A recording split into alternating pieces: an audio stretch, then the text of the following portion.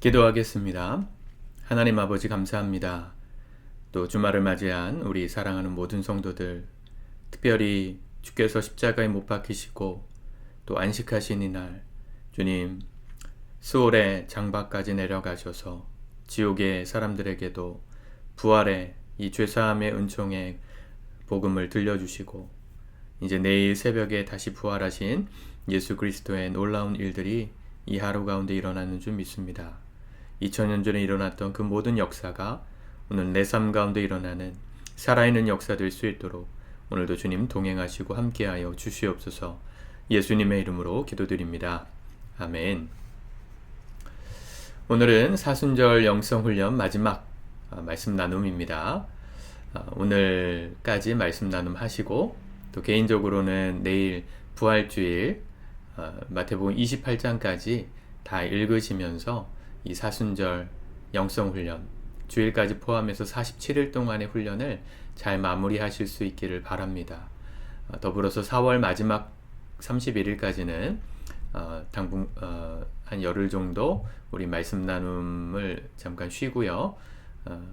그렇다고 너무 쉬진 마시고 개인적으로 예수님의 부활을 깊이 묵상하시는 하루하루를 남은 4월 한 달 보내실 수 있길 바랍니다. 이 기쁨의 은혜가 우리 성도님들의 삶에 녹아져 내릴 수 있도록 은혜의 삶을 계속해서 유지하실 수 있길 바라고요. 영상으로는 5월 달에 다시 만나 뵙도록 하겠습니다. 오늘은 마태복음 27장 57절에서 66절까지 말씀 같이 읽겠습니다. 시작. 저물었을 때에 아리마대 부자 요셉이라 하는 사람이 왔으니 그도 예수의 제자라.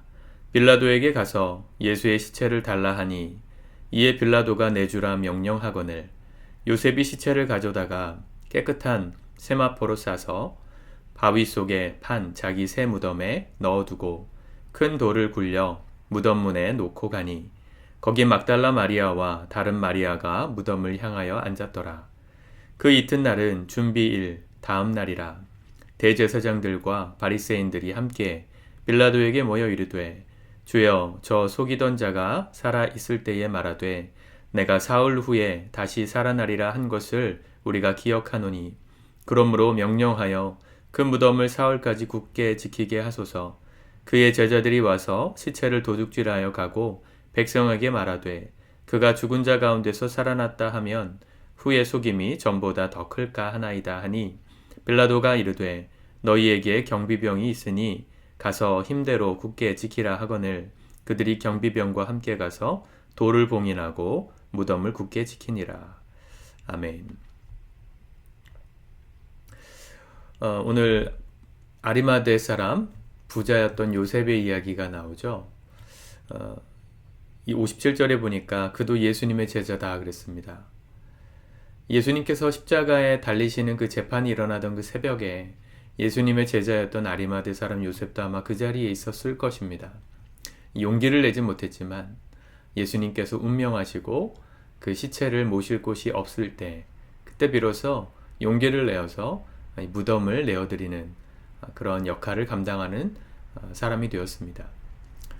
재밌는 표현이 있는데 60절에 보면 바위 속에 판 자기 새 무덤에 예수님의 십자를 가져다가 넣어두었다.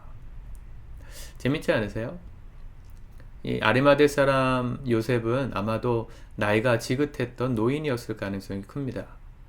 아무리 큰 부자라고 해도 죽을 것을 젊었을 때부터 생각하지는 않을 거예요.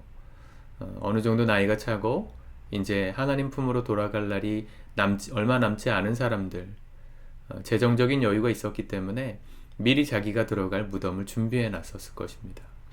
아마 자기는 자기가 들어가려고 이제 곧 운명을 다 하고 나면 자기가 들어가려고 준비해 놨던 그 새 무덤, 그 무덤을 예수님께 내어드리리라고는 생각도 못했을 건데 그렇게 준비되었던 또 준비하고 있었던 상황이 하나님의 도구로 쓰임받는 감당한 그 쓰임받는 축복을 누렸죠. 우리의 일상도 마찬가지입니다, 여러분. 우리가 예수님의 제자로 살아가는 하루하루의 삶에 일어나는 수많은 일들, 또 수많은 상황들, 수많은 결정들이 사실은 그냥 일어나는 것 같지만 하나님의 계획, 큰 그림 안에서 사실은 모든 것이 합력하여 선으로 일어나게 되는 것들이에요. 아리마대 사람 요셉이 그 무덤을 준비할 땐 예수님을 모셔야지 하는 마음은 없었습니다. 그런데 그가 예수님의 제자로 신실하게 예수님을 따라다니다가 결정했을 그 새 무덤, 준비했을 새 무덤이 결국 예수님께서 묻히시는 무덤으로 쓰임 받잖아요. 우리의 삶이 예수님의 제자로서 날마다 살아가야 될 이유가 여기 있습니다. 우리는 큰 그림을 다 모르기 때문에 주께서 우리의 이 모든 결정과 상황을 어떻게 쓰실지 다 알지 못합니다.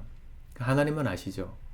그래서 우리가 깨어서 그분의 인도하심 따라 모든 것들을 잘 결정하고 또 계획하고 진행해 가셔야 합니다. 그것이 어느 순간 주님께서 쓰시는 도구가 될지 모르기 때문입니다. 항상 그런 것은 아니지만 저희가 교회를 개척했을 때도 처음 임대 아파트를 이렇게 당첨이 돼서 들어가면서 그 아파트를 주셨던 상황들, 사실은 개척을 생각하고 그 아파트를 이렇게 넣으려고 찾아봤던 건 아닌데 그 아파트를 이렇게 신청하고 나서 하나님께서 주시는 음성을 따라 그 아파트의 거실을 예배당 삼고 주님께 예배드리는 교회가 되게 하겠습니다 하는 상황들이 일어났고, 하나님은 그곳을 교회로 써주셨습니다. 지금 살고 있는 동탄에 올 때도요, 사실은 동탄으로 이사 와야 되겠다는 구체적인 계획은 없었지만 기도하는 가운데 자녀를 위해서 또 저희 생활을 위해서 조금 더 나은 넓은 형편을 따라 좀 가야 되겠다 생각이 들어서 찾아보았고, 그 찾아보았던 첫날 그 찾아보자마자 보았던 지금 사는 그 공공임대 아파트를 보았고, 우연히 또 그날 하루만 그 추가 모집으로 이렇게 무순히 추가 모집으로 이렇게 공고를 낸 걸 보고 제가 그냥 넣었는데 그게 당첨이 돼서 지금 들어와서 살고 있어요. 살게 된 지 2년이 넘었는데요. 그때 하나님께서 결정하게 하신 그 상황이 얼마나 감사한 결정인지 지금 너무 많이 느낍니다. 아이가 자라가고 또 아이가 다니게 될 유치원이 생기고, 어떻게 딱 기가 막히게 아이가 유치원에 들어갈 때가 되니까 완공이 되어서 유치원 반이 생기고 또 들어갈 수 있는 환경도 열어주시고, 여러분, 우리는 다 모든 것을 계획할 때 이게 주님의 영광을 위해서 돼야지 생각 못할 수도 있지만, 주님의 제자로 살아가는 삶을 긴밀하게 살아갈 때 하나님은 우리의 모든 삶의 결정들을 하나님 나라를 위해서 또 우리에게 복이 되는 축복의 통로들로 사용해 주시는 것입니다. 이 매일의 삶의 영성훈련이 그래서 중요해요. 이제 오늘 이후로 4월 말일까지 이제 쉰다 이런 생각하지 마시고요. 날마다 하나님 안에서 스스로 말씀을 읽고 묵상하는 연습, 큐티하는 연습, 이 영상을 굳이 보지 않더라도 여러분들 힘을 다해서 한번 찾아보세요. 여러분들에게 주시는 말씀들을. 그 날마다의 삶을 통해 기도하고 결정하고 깨달은 하나님의 뜻대로 살려고 노력할 때 그 사이에서 일어나는 모든 결정들이, 모든 선택들이 하나님의 도구가 될 것입니다. 오늘 요셉이 그렇게 쓰임받았다는 게 참 놀라워요. 그리고 나서 62절부터 66절까지 보면 예수님을 십자가에 못 박아 죽였던 대제사장들과 바리새인들이 빌라도에게 찾아가가지고 부탁을 하죠. 그가 살아있었을 때 사흘 만에 다시 살아나리라 한 것을 우리가 기억한다. 그러니 그 무덤을 사흘 동안 굳게 지키게 하자.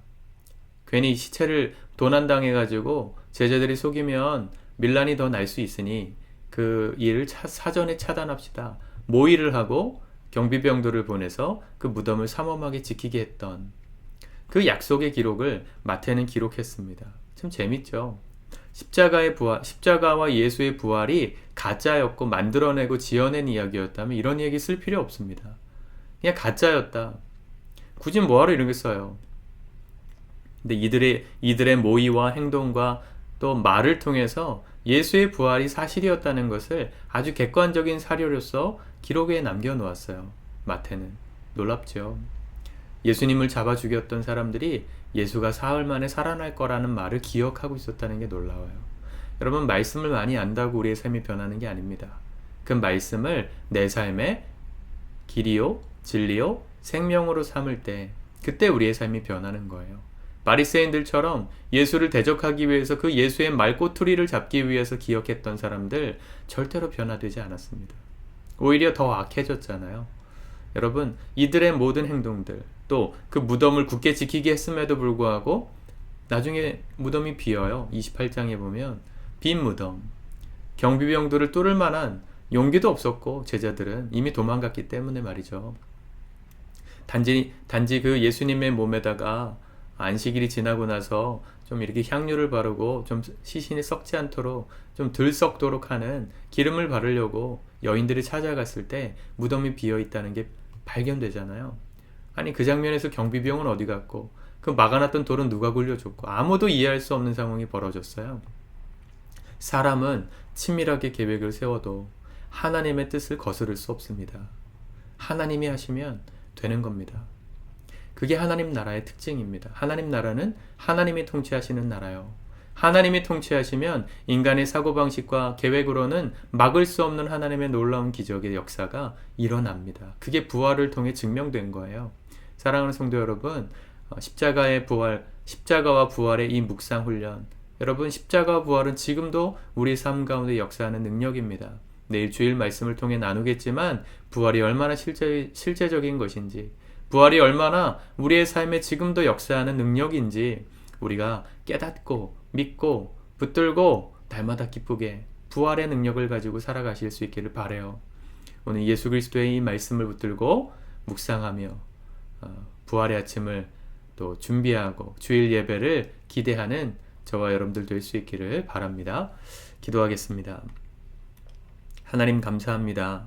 우리의 매 순간의 모든 삶이 주님께 쓰임받는 도구가 되기 위하여 우리가 알지 못하는 가운데 주님의 통로로 쓰임받는 그 준비를 하는 아리마대 요셉 같은 축복을 받는 삶을 살 수 있도록 인도하여 주시옵소서. 사람이 치밀하게 계획하고 속이려고 해도 주님의 부활하심은 막을 수 없었고 부인할 수 없었던 2000년 전의 역사가 오늘 우리 사랑하는 모든 성도들의 삶 가운데 다시금 재현되게 하시고 그 부활의 능력을 생생하게 붙들고 오늘도 승리하며 4월 한 달 마지막 날까지 우리 평생토록 이 부활의 능력으로 승리하는 우리 모두 되게 도와 주시옵소서.